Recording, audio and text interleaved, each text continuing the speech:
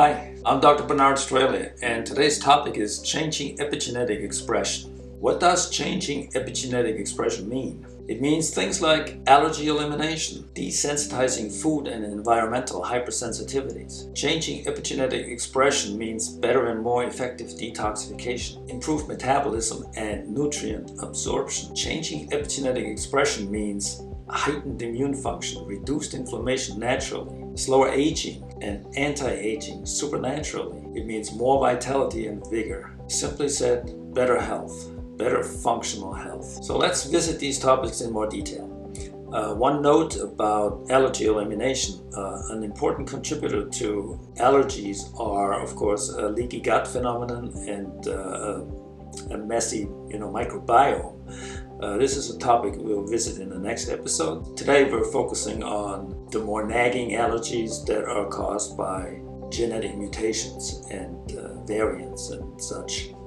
So allergy elimination. For example, peanut allergies, egg allergies, or airborne allergies such as pollen. We assume that we're allergic to peanuts, right? And eggs and pollen. The reality is there is no gene for peanuts, there's no gene for eggs, and there's no gene for pollen.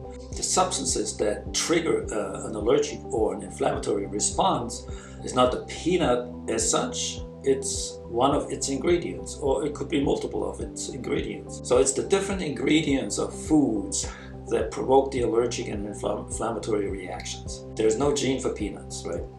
So peanuts are high in fats, like 14% of the peanut is fat, probably best known as peanut oil.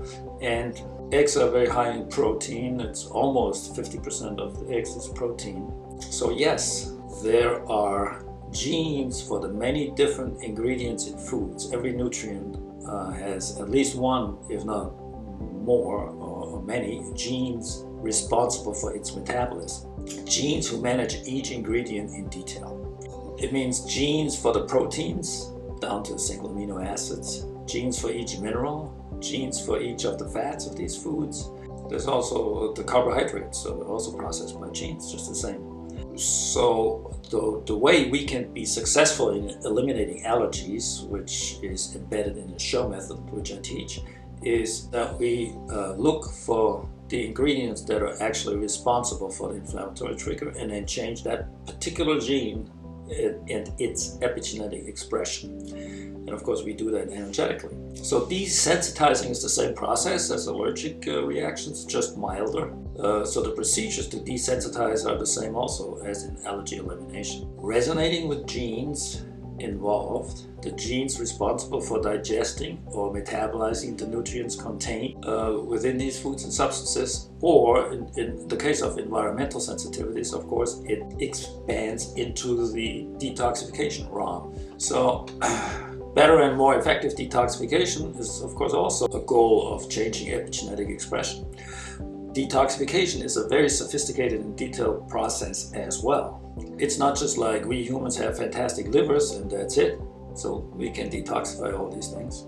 Each toxin, each chemical, each substance has its own gene associated with its breakdown and elimination from the body. Hundreds of genes are involved in detoxification. And remember, we have thousands of variants and mutations in our genome. So people that have trouble, that have environmental sensitivities, have variations in specific genes that have to do with specific substances, the processing of specific substances, which they have sensitivities to. So dogs, for example. Dogs cannot digest chocolate. To them, chocolate is toxic. Why? They don't have the gene to digest chocolate, so they have to detoxify it. Another example, dogs. They synthesize their own vitamin C. That's why they don't have to eat vegetables. We humans don't have that gene that synthesizes vitamin C. So we have to ingest vitamin C daily.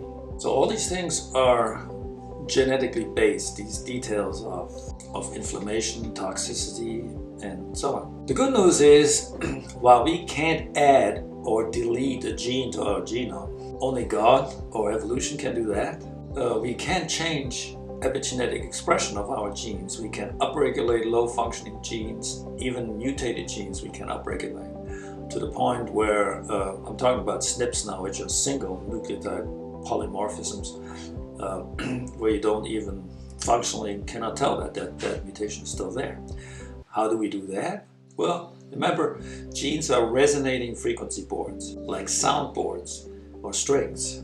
They are designed to sense environmental demands and tasks. So with the right frequencies, we can contact specific genes, we can communicate with specific genes, for example, within the immune system, and we can change their expression permanently. The IMATE system has a unique technology embedded to do this detailed work effectively and with the precision required. It's embedded in the software, and in particular, the show method is embedded in one of the pages, the Allergy profile. Of course, the IMATE system has 25 other programs, energetic programs. So the software provides the guidance. It's not that difficult to do. You don't have to be a doctor. Common sense is all that's required, and a compassion to help yourself and potentially others to improve genetic expression for better health and better function.